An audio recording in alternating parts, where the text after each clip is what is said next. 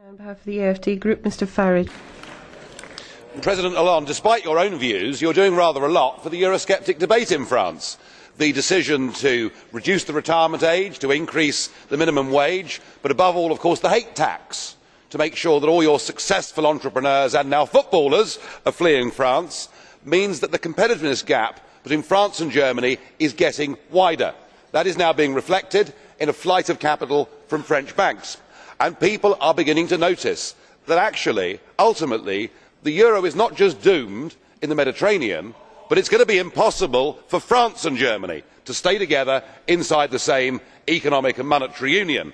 So, on the basis that your employment minister says the country is bankrupt, what do? Well, the old trick: launch a foreign military intervention. So your troops go off to Mali, and yes, it is very good to see the smiling faces in Timbuktu for the moment, but you have done this on behalf of the European Union. It is now an EU mission.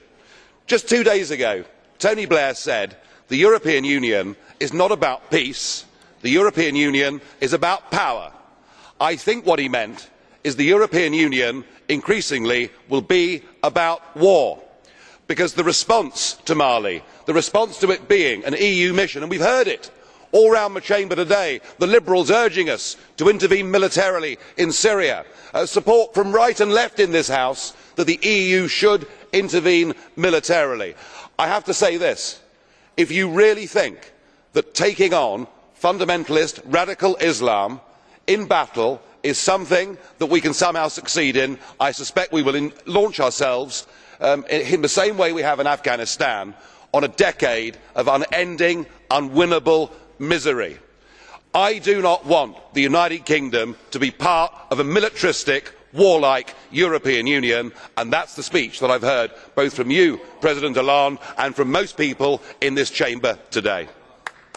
Das Wort hat